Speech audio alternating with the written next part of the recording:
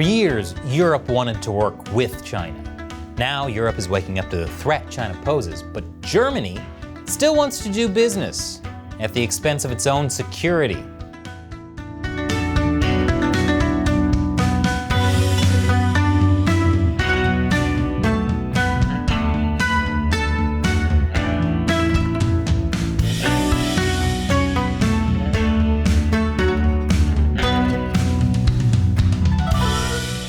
Welcome to China Uncensored. I'm Chris Chappell.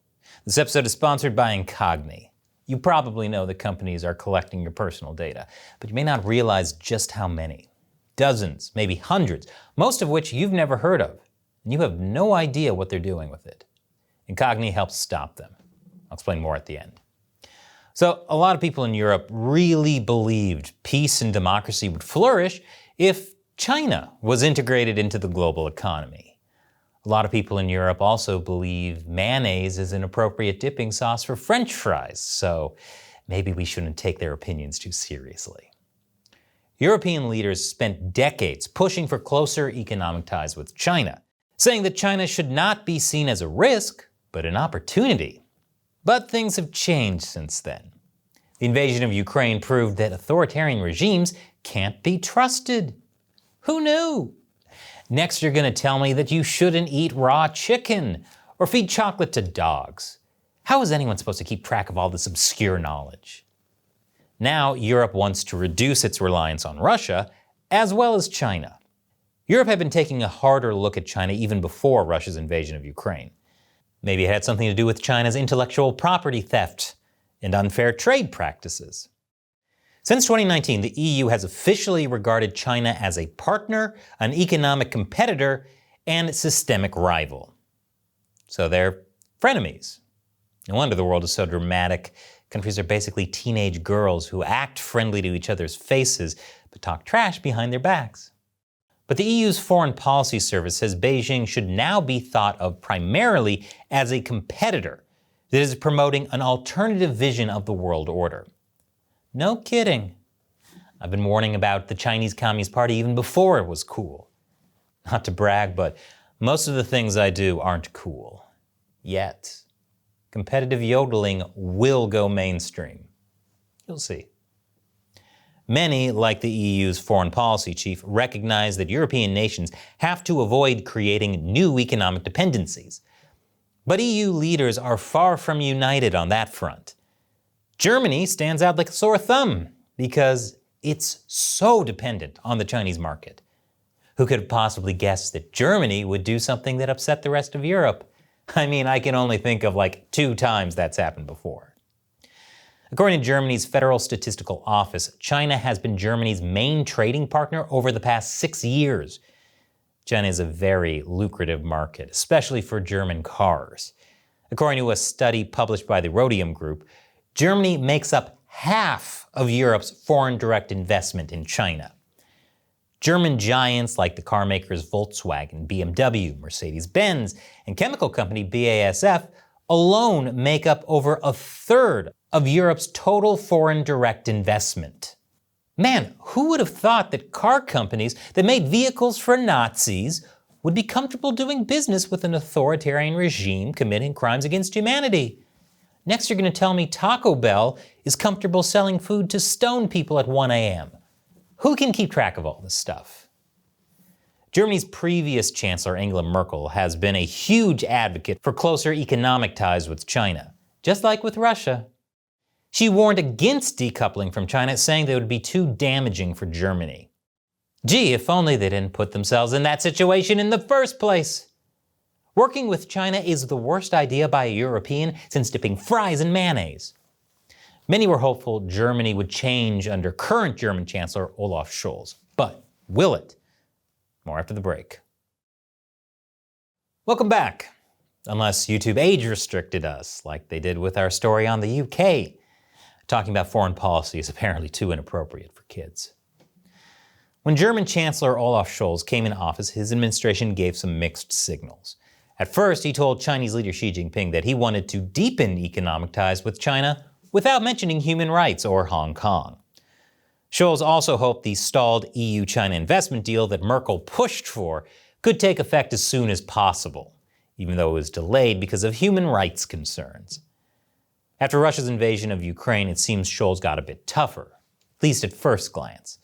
He said China's economic power shouldn't stop Germany from criticizing human rights violations in Xinjiang, and German companies should do more to diversify their supply chains and export markets. Germany's economic minister says Germany is drawing up a new China trade policy that would reduce dependency and vow no more naivete in trade dealings. The minister reportedly even considered new measures to make business with China less attractive, because apparently human rights violations weren't not attractive enough. Then again, that probably shouldn't come as a surprise, considering this is still Germany we're talking about. Meanwhile, Germany's foreign minister says Germany must learn from its Russia policy mistakes and take that into account with China. Sounds nice, but Scholz himself doesn't want to give up all that Chinese money. Western leaders and Chinese money. The most forbidden love story since Brokeback Mountain. Why can't I quit you? Scholz's answer isn't to reduce dependence on China, but to increase trade with other countries. According to him, decoupling from China is the wrong answer. Germany must continue doing business with China. In fact, he welcomes direct foreign investment from China, crediting China for saving many German companies from going bankrupt. So instead of breaking up with China, Scholz is saying they should stay with China, but also start seeing other people. Yep, I can't think of a single time when a couple decided to have an open relationship and it didn't lead to any other problems. You know this is a terrible idea because it's being praised by Chinese state-run media. A lot of people in Germany are worried. For example, the port of Hamburg is Germany's biggest seaport. It's considered the country's gateway to the world, but above all, it is a gateway to China, which is the port's largest customer. It also just so happens to be where Scholz used to be mayor. And I've been covering news long enough to know that when you hear someone say, "it just so happens," it actually means because of course it is. Chinese shipping giant Costco was just given approval to buy a 24.9% stake in one of Hamburg Port's 3 terminals. Supposedly, the approved investment does not give Costco any say in management or strategic decisions. But the German Foreign Ministry, which has been hawkish on China, was so furious it drew up a note documenting its rejection of the decision. An angry note, that'll show 'em. The note said the deal would allow China to control Germany's transportation infrastructure and increase Germany's dependence on a foreign adversary. Makes sense given that Costco is a Hong Kong-listed subsidiary of the Chinese state-owned company China Costco Shipping Corporation. That company's subsidiaries provide direct support to China's Navy. Costco already owns stakes in Europe's 2 largest ports at Rotterdam and Antwerp, controls the port of Piraeus near Athens, and has plans to expand at Duisburg, where the Ruhr and the Rhine rivers meet. So while Chinese money may not grow on trees, it does have deep roots. Scholz's own political coalition, the Greens and the Free Democrats, are divided over the sale because they see how much of a threat it would pose to critical infrastructure. And yet, an investigation by German regional public broadcasters found that Scholz backed China, ignoring warnings from 6 federal ministries, including the Greens' vice chancellor. I guess love is blind after all. More after the break.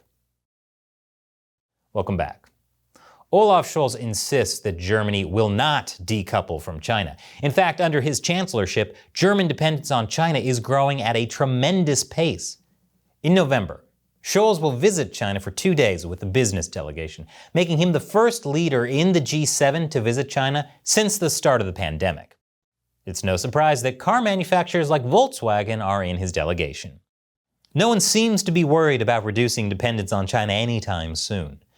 Germany looks at China the same way alcoholics look at tequila. What's the problem? They just make me more fun. In fact, Germany's ramping up investments.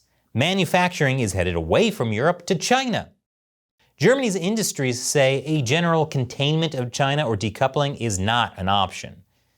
This is dangerous because China has already shown that it will use leverage over Germany to push its agendas. According to the head of Germany's Federal Intelligence Service, there's still a lot of trust and naivety in Germany's business community.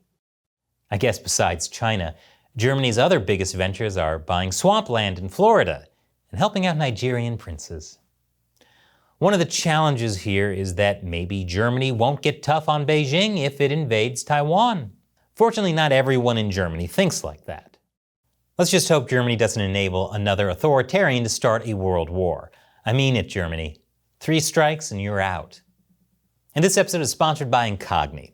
Whenever you do anything online, there's a huge number of companies that collect your personal data. Your name, your email, your home address, your credit card info, and lots more. That's why I signed up for Incogni. When I signed up in February this year, I discovered there were 76 data brokers that potentially had my private information. Since then, that number has grown to 134. And that means companies are buying and selling my personal info. Obviously, there's the moral outrage, but the bigger problem is that these companies can be hacked, and my data can be stolen by random people in China or Russia or even Germany. Data breaches are on the rise this year, which means my personal information is at risk more than ever. Fortunately, Incogni is working hard to force these companies to delete my data. 8 months after signing up, Incogni had already gotten my details removed from 58 of these data brokers, with 76 more in progress. And I didn't have to do anything after signing up. Incogni just handles it. So I recommend you get Incogni for yourself. Click the link below or go to incogni.com/uncensored. The first 100 people to use the code uncensored will get 20% off.